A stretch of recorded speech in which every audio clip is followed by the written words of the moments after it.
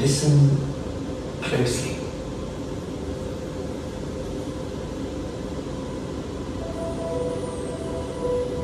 I hear them. What, those mermaids? Those waves, that's time passing by. And we are like that little fish trying to swim away. Fish? Where? There! Look!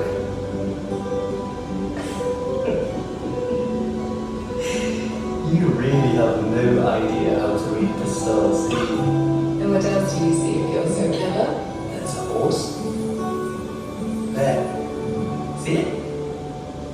And a groom. A groom? A stable boy. Oh. What does a groom do? A groom takes care of horses and sometimes rides them for exercise.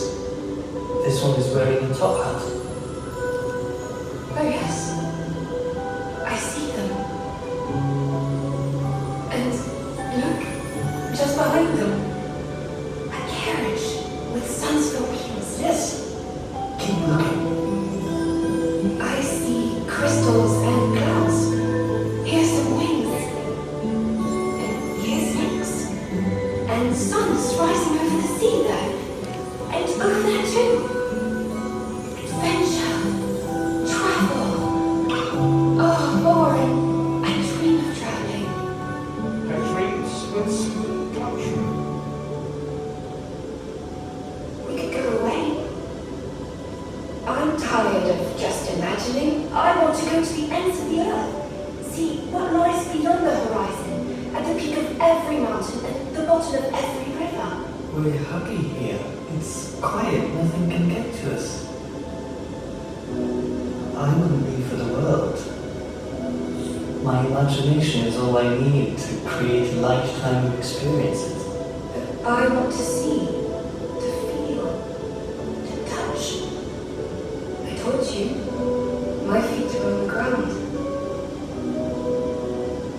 If I asked you to come with me, would you come? If I asked you to stay with me, would you stay?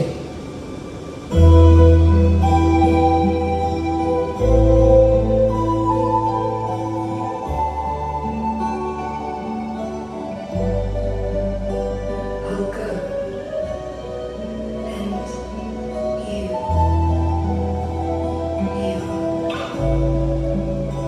Since it's what you're good at, you can imagine that we love each other and that you'll always be by my side.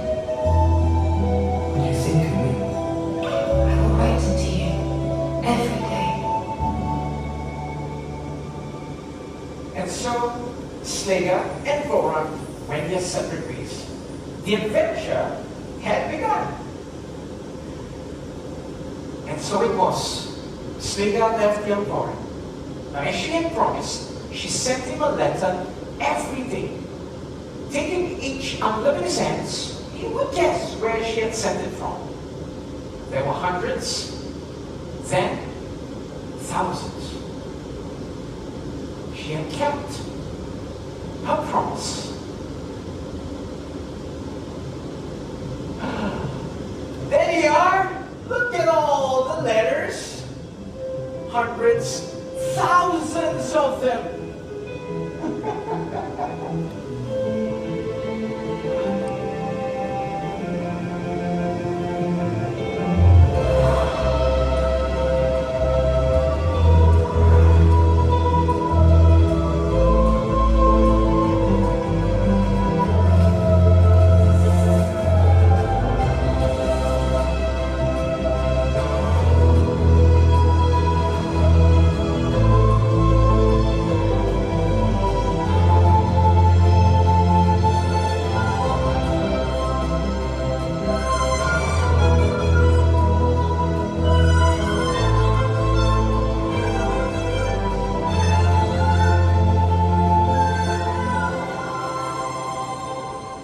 Slater gave Voron an exhaustive account of all her adventures.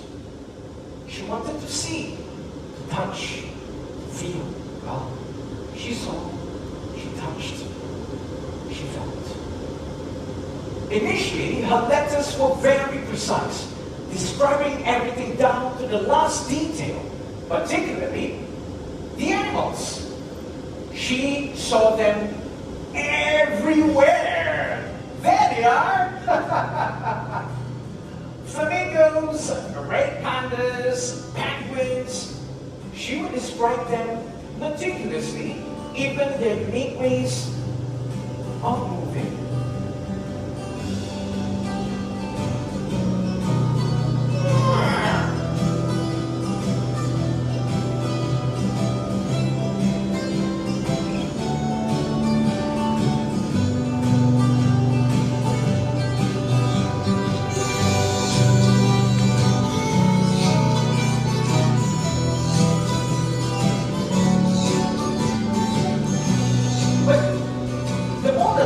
Came, the further they seemed from reality. There's something surreal, something fanciful about them. Well, take for example, a letter where she talked about a boot.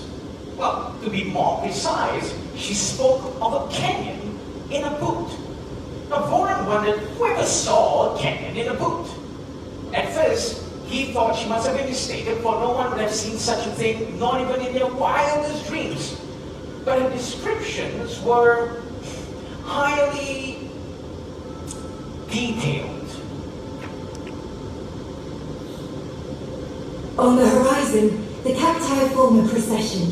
The distant mountains roll on between snakes and rocky spurs as far as the eye can see. In the rider's dreams, the eagle crosses the mountain. Fire underground, crystals and lightning.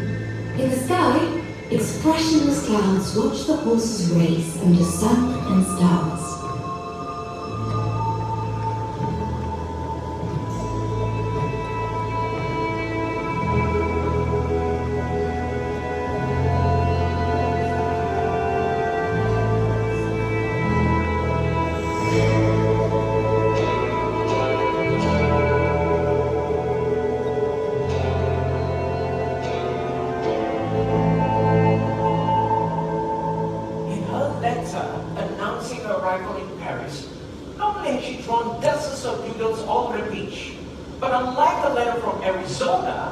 The degrees of reality had changed radically.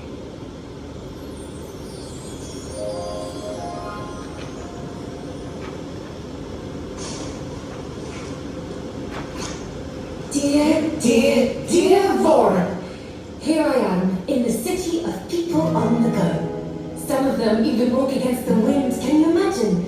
They don't make it easy on themselves. This city is electric. There are artists everywhere. You'd feel at home here. I even saw someone drawing hands with his feet. I laughed so much. You should have been there. Here, even the cows make art, not to mention the dogs. I saw one drawing this long piece of graffiti on a wall. And just now, in the street, I saw two completely identical women dancing in the exact same way. If I hadn't seen them with my own eyes, I would have thought one was somehow a copy or reflection of the other, but it really was two different women.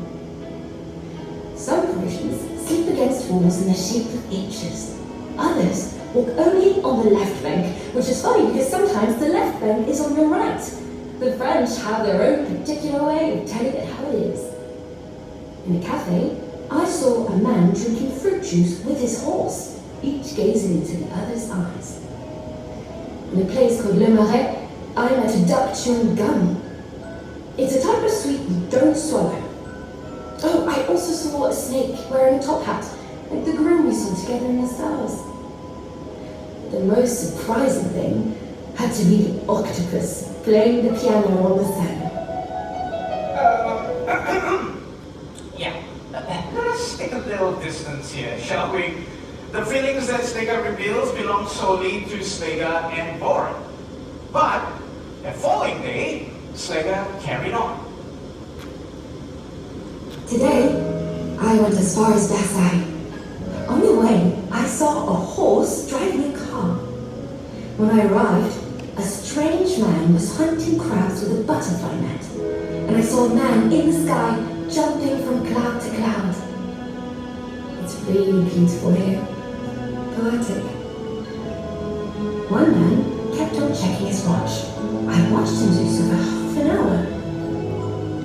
Each time, the watch just said inch. Do you think it was inch per hour?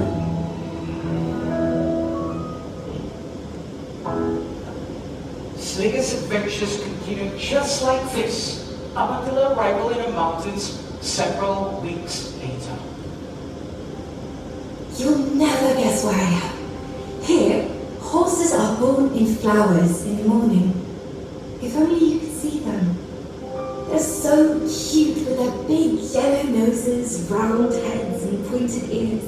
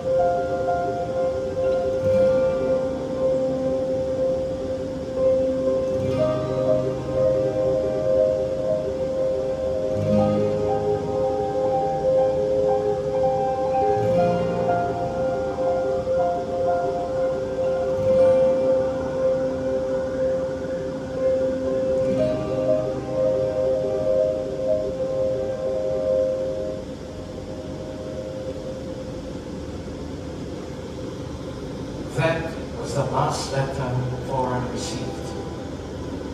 Not because Sligger stopped writing to him, no. It was just that he finally understood Sligger and the need to see things that are real and not made up. Voran was gripped by a new kind of fever, curiosity. And he wanted to see these things with her. So, he set up, packed his bags, and set up the place from which Sligger had sent the last letter from. He was determined. He would follow her tracks until he found her. Weeks went by, then months, then years. Voran looked for Sligger. But what he didn't know was, Sligger had grown tired of seeing these things without him. During her travels, she learned that any discovery, any delight tastes sweeter shared. So, she decided to come home. Imagine her surprise to find their little world empty. Voran was no longer there.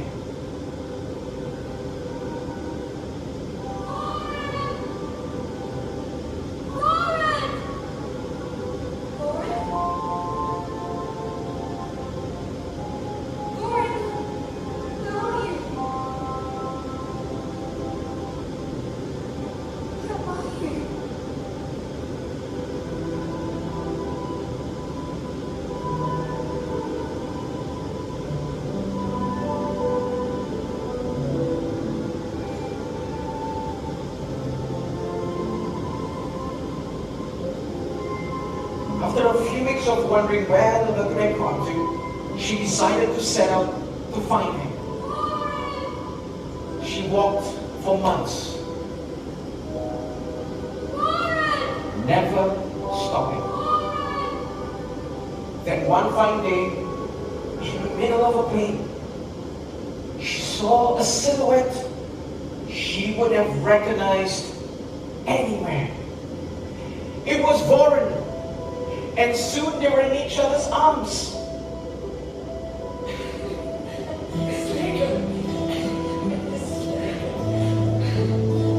Lauren, I finally understand what you meant. Imagining is not just daydreaming, it's seeing the truth behind things. From now on, I want to see it all with you. I should have come with you. Now that I see how things really are, I can dream bigger.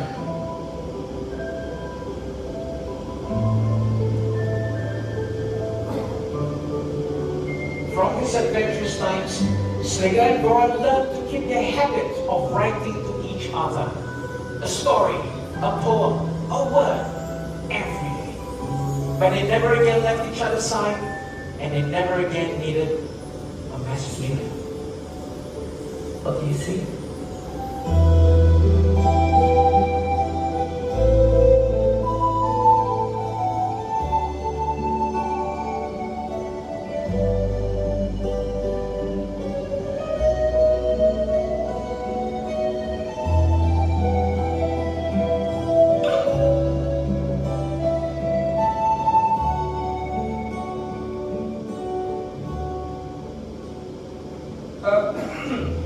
Thank you very much for listening to my story, but I'm very sorry I have to leave you now. I can hear people coming. I'll probably tell them the story of Inter Bramil. Yes, of Olvia and Brockheim, that's right. We shall see. But in the meantime, as we postmen like to say, happy travels and thank you very much. Thank you. Thank you. I'm sorry, I'm forgetting myself. This way, please. I almost forgot.